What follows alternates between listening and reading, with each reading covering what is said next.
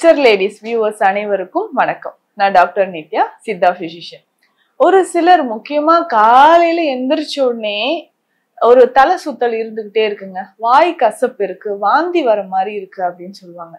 So இந்த மாதிரி இருக்கக்கூடிய சிம்டம்ஸ் நிறைய பேருக்கு இருக்கும். காலைல எந்திரிச்சோடனே பிரஷ் பண்ணும் போதே வாந்தி வர மாதிரியே இருக்கு, ரொம்ப கசப்பா இருக்கே வாய், என்னன்னு தெரியல.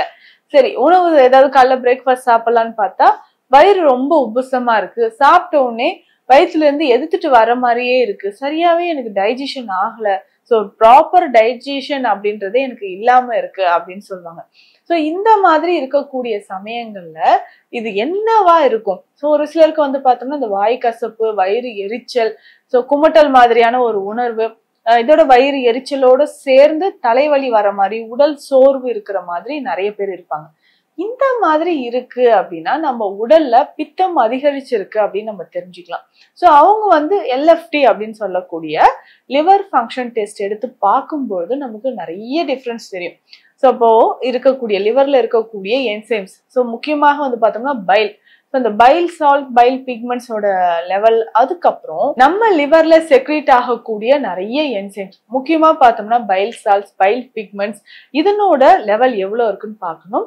அதே மாதிரி SGOT, SGPT, ஸோ இதனோட லெவலும் நம்ம பார்த்துக்கணும். ஸோ இந்த மாதிரி லெவல் பார்க்கும்போது அதிகரித்து இருந்ததுன்னா நிச்சயமாக நமக்கு கல்லீரல் தொடர்பான பிரச்சனைகள் இருக்க வாய்ப்பு இருக்கு.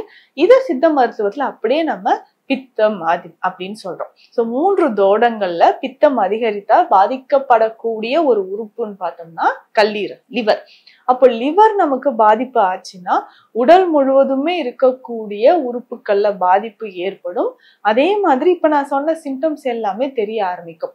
திடீர்னு தலைவலி ஏற்படுதுங்க, ஒரு 3 இருந்து 5 நாள் அந்த தலைவலி இருந்துகிட்டே இருக்கு, அதுக்கப்புறம் நமக்கு சரியாக ஆரம்பிக்குது, திரும்பவும் தலைவலி வருது, வாந்தி எடுத்த பிறகு கொஞ்சம் நார்மலா இருக்கு, வாந்தி வந்து நல்ல மஞ்சள் நிறத்துல போகுது, ஸோ ஒரு மாதிரி ரொம்ப பேட் ஸ்மெல், அசிடிக் நேச்சரா இருக்கு, வாந்தி எடுக்கும் போதே தொண்டை வயிறு எல்லாம் புண்ணாயிடுச்சு அப்படின்னு சொல்லுவாங்க. ஸோ இது எல்லாமே வந்து பார்த்தோம்னா தொடர்ந்து நமக்கு பித்தம் அதிகரிச்சு இருக்கிறதுனால வரக்கூடிய பிரச்சனைகள். பித்தம் அதிகரிக்கும் போது வரக்கூடிய இந்த பிரச்சனையை நம்ம எப்படி சரி செய்யலாம், இதுதான் பித்தமா எனக்கு அப்படின்னு கேட்கிறவங்களும் இருக்காங்க. ஸோ பித்தம் அதிகரிக்க இருந்துச்சுன்னா பேசிக்கா நாடி பார்த்தாவே நமக்கு தெரிஞ்சிடும். ஸோ நாடி பார்க்கும்போது நார்மலா இருக்கக்கூடிய அந்த வாதம், பித்தம், கபம் மூன்றுமே இருக்கக்கூடிய அளவை விட அதிகமாக இருந்துச்சுன்னா நமக்கு பித்த தோடம் அதிகரிச்சு அதனால வரக்கூடிய பிரச்சனை. ஸ்டார்டிங்லேயே பித்தம் அதிகமாச்சுன்னா அதற்கான சிம்டம்ஸ் நமக்கு குறைவா தான் இருக்கும். ஆனா கொஞ்ச நாள் நம்ம வந்து அதுக்கு ட்ரீட்மெண்ட் எடுக்காம விட்டோம்னா கல்லீரல் பாதிப்பு ரொம்ப அதிகமா இருக்கும். அந்த சமயத்துலதான் நம்ம ரொம்ப ரொம்ப கேர்ஃபுல்லா இருந்து இதற்கான சிகிச்சைகளை எடுத்துக்கணும். ஸோ உணவு முறைகளை பொறுத்த வரைக்கும் புளி சேர்க்காமல் சாப்பிடணும். அதிகமான காரம், எண்ணெய் சார்ந்த உணவுகள், ஸோ இது எல்லாமே நம்ம அவாய்ட் பண்ணும்போது கொஞ்சம் கொஞ்சமாக நமக்கு உடல்ல இருக்கக்கூடிய பித்த தோடம் குறைய ஆரம்பிக்கும். ஸோ லிவர்ல நமக்கு இன்ஃபெக்ஷன் இருக்குன்னா நிச்சயமாக ஜாயிண்டிஸ் வர்றதுக்கு வாய்ப்புகள் இருக்கு. ஸோ இந்த மாதிரி காமாலை பிரச்சனை வந்தாலும் நமக்கு இந்த சிம்டம்ஸ், காலைல எந்திரிச்சோடனே வாய் கசப்பு, ஸோ பிரஷ் பண்ணும்போதே வாந்தி வர மாதிரியே இருக்கு, நெஞ்சு வந்து படபடப்பு இருக்கு, இப்படி எல்லாம் சொல்லுவாங்க. இந்த சரி பண்றதுக்கு தான், ஒருவேளை நமக்கு கல்லீரல்ல இன்ஃபெக்ஷன் இருந்தாலும், வைரஸ் தொற்று இருந்தாலும், ஹெப்பாட்டிட்டிஸ் ப்ராப்ளம் இருந்தாலும் அதற்கு ஏற்ற மாதிரியான சித்த மருந்துகளை எடுத்துக்கும் போது இந்த பித்தம், அதிகரித்த பித்தம் நமக்கு குறைய ஆரம்பிக்கும். ஸோ ஃபர்ஸ்ட் நம்ம ட்ரீட்மெண்ட் கொடுக்கும்போது, ஏன்னா நம்ம கிளினிக்ல ஸ்பெஷலா இதுக்கான ட்ரீட்மெண்ட் கொடுத்துட்டு இருக்கோம், ட்ரீட்மெண்ட் கொடுக்கும் போதே ஃபர்ஸ்ட் டைம் நாடி பார்க்கும்போது இருந்த பித்தம் அதிகரிப்பை விட அடுத்த 1 மாதம் கழித்து வரும்போது நல்லாவே குறைஞ்சிருக்கும். லேப் டெஸ்ட் எடுத்து பார்க்கும்போதும் ஸோ லிவர் என்சைம்ஸ் எல்லாம் கொஞ்சம் கொஞ்சமாக நமக்கு நார்மலுக்கு திரும்புறத நமக்கு நல்லாவே தெரியும். இதுல முக்கியமாக உணவு, ஸோ நான் சொன்ன மாதிரி உணவுகளை தவிர்த்தணும். தினமுமே நம்ம என்ன பண்ணோம்னா கொஞ்சமா முள்ளங்கி சாறு குடிக்கணும். இதுல வந்து சிகப்பு முள்ளங்கி அப்படின்னு ஒரு வகை இருக்கும். இந்த சிவப்பு முள்ளங்கி ஒரு பாதி அளவு முள்ளங்கி எடுத்தா கூட போதும். அதை நல்லா மிக்சியில வந்து கிரைண்ட் பண்ணி அதுல வந்து சாறு எடுத்துட்டு அதுல 1 சிட்டிகை அளவு மிளகுத்தூள், 1 சிட்டிகை அளவு உப்பு சேர்த்து தினம்தோறும் நம்ம பருகிக்கிட்டே வரணும். ஸோ இந்த மாதிரி பருகும்போது உடல்ல இருக்கக்கூடிய நமக்கு டாக்ஸின்ஸ் குறைய ஆரம்பிக்கும், கல்லீரல் சம்பந்தப்பட்ட பிரச்சனைகள் குணமாகும். ஸோ முற்றிலுமாக வந்து பார்த்தோம்னா ஈஸியா டைஜஷன் ஆகக்கூடிய உணவுகள், ஸோ நம்ம இட்லி எடுக்கிறோம், இல்ல கஞ்சி எடுக்கிறோம், சிறுதானிய உணவுகள் எடுக்கிறோம், ஸோ சத்து மாவு கஞ்சி எடுக்கிறோம்னா ரொம்ப ரொம்ப ஈஸியா அது டைஜஷன் ஆகும். அந்த மாதிரியான உணவுகளை நம்ம செலக்ட் பண்ணி சாப்பிடணும். வாதம் அதிகரிக்கக்கூடிய, பித்தம் அதிகரிக்கக்கூடிய உணவுகளை நம்ம கட்டாயம் தவிர்த்துக்கிட்டே வரும்பொழுது இந்த பித்தம் தொடர்பான, பித்த நீர் தொடர்பான பிரச்சனைகள் நமக்கு குணமாகுது. இதுக்கு பேசிக்கா சித்த மருத்துவத்துல இந்த கஷாயம் குடிக்கும்போது கல்லீரல் தொடர்பான பிரச்சனைகளோ அதிகமான பித்தமோ நமக்கு குறைய ஆரம்பிக்கும். ஸோ இதற்கு என்னென்ன தேவை அப்படின்னு பார்த்தோம்னா, முதல்ல திப்பிலி. ஸோ திப்பிலி அப்படின்னு சொல்லக்கூடிய ஒரு விஷயம் வெப்பத்தன்மை இருக்கக்கூடிய ஒரு மூலிகை தான்.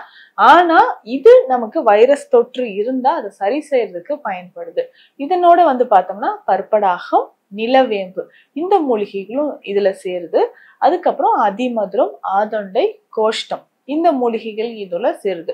இந்த மூலிகைகள் எல்லாமே சம அளவு எடுத்து வச்சுட்டு இதுல ஒரு ஒரு மூலிகை நம்ம வந்து 100 கிராம் எடுத்துக்கிறோம்னா அதுல பாதி அளவு இப்ப நான் சொல்லக்கூடிய மூலிகைகளை எடுத்துக்கிறோம். ஃபர்ஸ்ட் வந்து பார்த்தோம்னா சோம்பு, பெருஞ்சீரகம் அப்படின்னு சொல்றோம் இல்லைங்களா, அது. நெக்ஸ்ட் வந்து பார்த்தோம்னா சதக்குப்பை.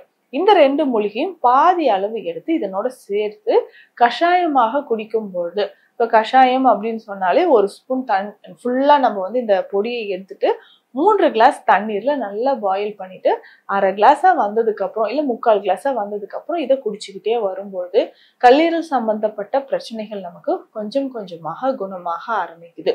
இதனோடய சேர்ந்து வல்லாரை நெய் நம்ம பயன்படுத்துறோம். ஸோ இந்த நெய் எதற்காக அப்படின்னு பார்த்தோம்னா, லிவர் ரிலேட்டடா இருக்கக்கூடிய ப்ராப்ளம்ஸ், நம்ம பாடியில இருக்கக்கூடிய toxins, file salt, file pigment இது எல்லாமே நார்மலாகி பித்தம் தன்னிலைக்கு வரணும் அப்படின்னா வல்லாரை நெய் ரொம்ப ரொம்ப முக்கியம். ஸோ இந்த வல்லாரை நெய்யை எப்படி செய்யணும்னா, நமக்கே தெரியும். இந்த வல்லாரை கீரையை நல்லா வாஷ் பண்ணிட்டு கிரைண்ட் பண்ணி மிக்சியில வந்து நல்லா அரைச்சி தனியாக எடுத்து வச்சுக்கணும். இதனோட சில மூலிகைகள் வந்து நம்ம சேர்க்க போறோம். என்னென்ன அப்படின்னு பார்த்தோம்னா, வெந்தயம் முக்கியமான ஒரு மூலிகை, சீரகம், கருஞ்சீரகம், ஓமம், ஸோ நெல்லி முள்ளி. ஸோ இந்த மூலிகைகள் எல்லாமே பவுடர் பண்ணி இந்த வல்லாரை கற்கத்தோட சேர்த்து கலந்து நெய்யில விட்டுட்டு நல்லா கொதிக்க வைக்கணும். ஸோ இது கொதிக்கும் பொழுது அந்த நறுமணமே நமக்கு வந்து டிஃப்ரெண்டா இருக்கிற மாதிரி இருக்கும். இப்போ கொதிச்சு தனியா பிரிஞ்சதுக்கு அப்புறம் ஃபில்டர் பண்ணிட்டு இந்த நெய்யை தினந்தோறும் சாப்பிடும்பொழுது பித்தம் வந்து நல்லாவே நமக்கு சமநிலைப்படும். ஸோ ரொம்ப நாளா இருக்கக்கூடிய கால் எரிச்சல், தலைவலி, ஒற்றை தலைவலி இந்த மாதிரி பிரச்சனைகளோ சின்ன சின்ன விஷயத்துக்கும் அதிகமா டென்ஷன் ஆகக்கூடிய நபர்களாக இருந்தீங்கன்னா கட்டாயம் இந்த மெடிசனை ஃபாலோ பண்ணுங்க. நமக்கு உடல்ல பித்தம் அதிகரிச்சு அதனால வரக்கூடிய பிரச்சனைகள் நிறைய இருக்கு. இது பித்தத்தினாலதான் வருதுன்னே தெரியாம நிறைய பேர் இருக்கும். ஸோ அதை சரி செய்யறதுக்கான வழிமுறைகள் என்ன, உணவு முறைகள் எல்லாமே இந்த பதிவுல பார்த்தோம். மீண்டும் அடுத்த பதிவில் சந்திக்கலாம். நன்றி.